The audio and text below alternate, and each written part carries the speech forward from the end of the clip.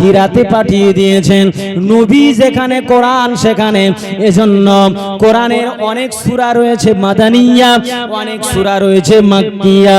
ও ভাইরা বাবাজিরা, শুধু তাই নয়, এখানে এসে মুফাসসিরি কেরামরা বলেছেন আল্লাহ তাআলা তার হাবিবকে সবচেয়ে বড় মুজিজা দিয়েছেন আল কোরআন। আল কোরআন মুসা আলাইহিস সালাতু ওয়াস সালামকে লাঠির মুজিজা দিয়েছিলেন। লাঠির অনেক মুজিজা দেওয়া হয়েছিল। লাঠি দিয়ে পাতা পেড়ে ছাগলদের খাওয়াতে পারতেন পয়গম্বর নবী মুসা আলাইহিস সালাতু ওয়াস সালাম।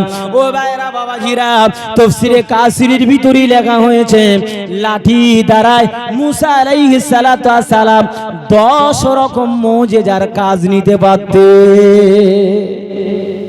করকম 10 রকম। তাফসীরে কাসিরে লিখেছেন তার চেয়েও আমার নবীর মুজিজার দাম কত বেশি। নবী পাক সাল্লাল্লাহু আলাইহি ওয়াসাল্লাম তার মুজিজার দাম কত বেশি। মুসা আলাইহিস সালাতু ওয়াস সালাম ফেরাউনের দরবার থেকে চলে যাচ্ছেন, নীল নদের কাছে গিয়ে আটকা পড়েছেন। আল্লাহর কাছে বলছে আল্লাহ পেরোবো কি করে নদী। আপনাদের এখানে যেমন এই নদী রয়েছে, কেল্লা নদী না কি বলে এটা, হ্যাঁ পিয়ালি নদী। তো নবী মুসা আলাইহিস সালাতু ওয়াস সালাম নীল নদ পেরিয়ে যাবেন। আল্লাহর কাছে বলছে আল্লাহ পেরোবো কি করে। আল্লাহ বলছে তোর হাতে ওটা কি। বলছে আল্লাহ এটা তো লাঠি। বলে কি করো। বলে হিয়া আসায়া আতাওয়াক্কাউ আলাইহা ওয়া আহুসু বিহা আলা গনামি ওয়ালিয়া ফিহা মাআরিবু উখরা। ক্বালা আলকিহা ফাআলকাহা ফাইযা হিয়া হাইয়াতুন তাসআ ক্বালা লা তাখাফ সানুঈদুহা সিরাতাহাল উলা। একটু জোরে বলেন। বলছে আরে তুমি শুধু মনে করো লাঠি, ছেড়ে দাও সাফ হয়ে যাবে। ওই লাঠিটা দিয়ে সমুদ্রে আঘাত করো। লাঠি দ্বারা সমুদ্রে আঘাত করলো, সাথে সাথে পানি চিরে 12টা রাস্তা তৈরি হয়ে গেল। একটু জোরে বলেন। আর নবী পাক সাল্লাল্লাহু আলাইহি ওয়াসাল্লাম জাবালে আবু কুবাইসের উপরে ওঠে। লক্ষ লক্ষ মাইল দূরে চন্দ্র রয়েছে।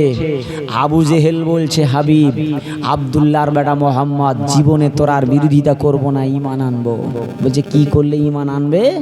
বলছে ওই যে আকাশের চন্দ্র দেখতে পাচ্ছ না, তুমি যদি একবার কেটে দেখাতে পারো ভাতিজা, জীবনে আর তোমার বিরোধিতা করবো না, জীবনে কোনো তোমার বিপক্ষে কথা বলবো না।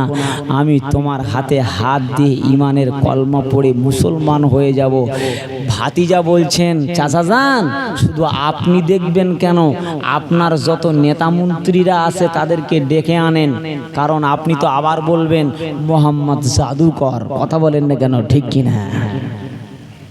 নবী মোহাম্মদ সাল্লাল্লাহু আলাইহি ওয়াসাল্লাম সেখানে আকাশে গিয়ে চন্দ্র দুখণ্ড করেছেন, লাঠি দিয়ে মেরে কি দুখণ্ড করেছেন না, শুধু শাহাদাত আঙুল তুলে বলেছিল চন্দ্র, আকাশের চন্দ্র তুমি দুখণ্ডিত হয়ে যাও। আকাশের চন্দ্র সাথে সাথে মাঝখান থেকে কেটে দুখণ্ডিত হয়ে গিয়েছিল। আর একটু জোরে বলেন। মুসা আলাইহিস সালাতু ওয়াস সালাম এর মুজিজার চেয়ে আমার নবীর মুজিজার দাম বেশি না কম। একটু জোরে বলেন। মুসা সাল্লাম লাঠি ছেড়ে দিত। লিখেছেন হাকিমুল উম্মাত আশরাফ আলী থানভী, ভালো করে বোঝেন। মুসা সাল্লাম লাঠি ছেড়ে দিত, সাপ হয়ে ছোটাছুটি করতো, আর সাপ যখন হতো তখন সে জীবন পেয়ে যেত। তাহলে একটা জীবন্ত সাপ এই ছোটাছুটি করা সম্ভব না অসম্ভব? হ্যাঁ গো বাবা, সম্ভব না অসম্ভব?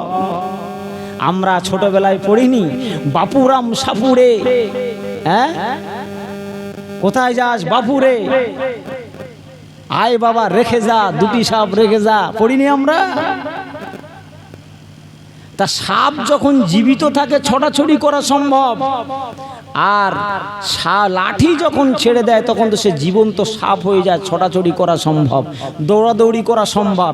এটা খুব একটা বেশি আশ্চর্য নয়, কিন্তু ওটাই আরো বেশি আশ্চর্য।